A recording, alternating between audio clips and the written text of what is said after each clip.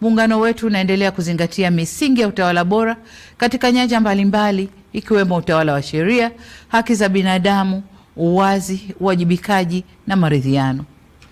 Demokrasia yetu imeendelea kukua na kuimarika, hususan kupitia falsafa yetu ya R4 ambayo itaendelea kuwa nyenzo muhimu ya kukuza ushiriki na ushirikishwaji wa wananchi kwenye masuala muhimu kwa mustakabali wa nchi yetu. Hata hivyo, nataka kusisitiza kama ambavyo nimekuwa nikisema katika majukwaa mbalimbali kwamba kutekelezwa kwa falsafa ya R4 kunaendana sambamba na kuzingatiwa kwa katiba na sheria za nchi. Kamwe falsafa hii haiwezi kuwa kisingizio cha kuvunja sheria au kujenga mazingira yanayohatarisha amani, usalama na utulivu wa nchi yetu. Dola ya Jamhuri ya Muungano wa Tanzania inasimamiwa na mihimili mitatu ambayo ni serikali, bunge na mahakama.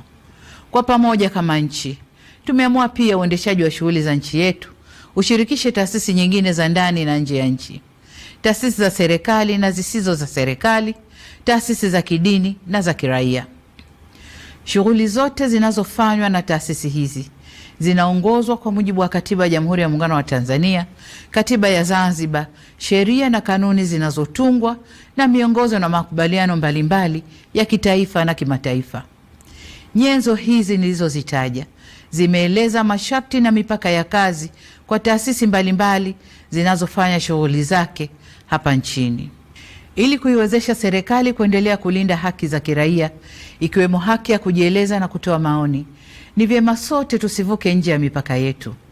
Tusisahau kwamba mfumo wa dola yetu ni kuongozana, kusimamiana na kuwajibishana.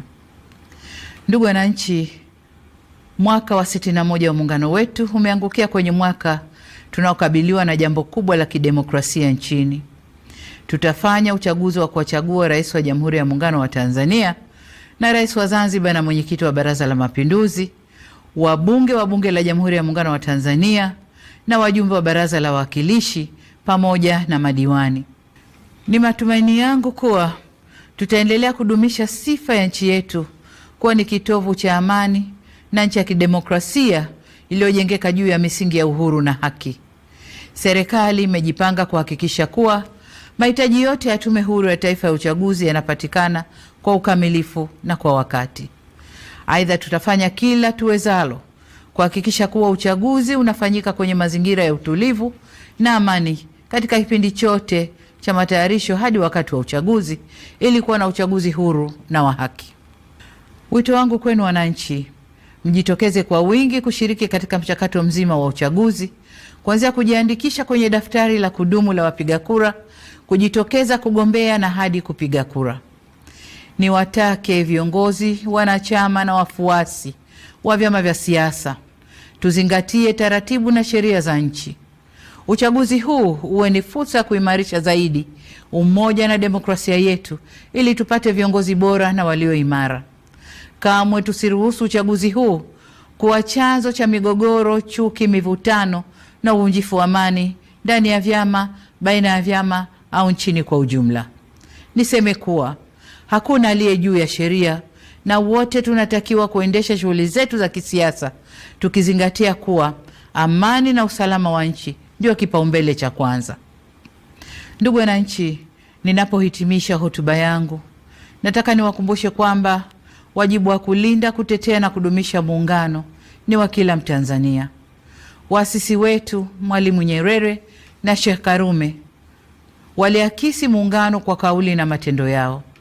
Nasi hatuna budi kudumisha tunu hii ya taifa letu kwa kuimarisha misingi ya udugu, uzalendo, amani, mshikamano na umoja wa kitaifa. Hizo ndizo nguzo zinazoleta umadhubuti na uimara wa muungano huu.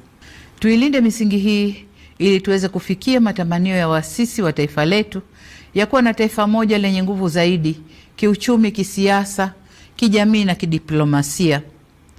Kesho tunapofikia kilele cha maadhimisho ya miaka 61 ya muungano wetu katika mikoa na wilaya zetu zote za nchi nzima, nitumie fursa hii kukutakieni Watanzania wote maadhimisho mema ya miaka 61 ya muungano.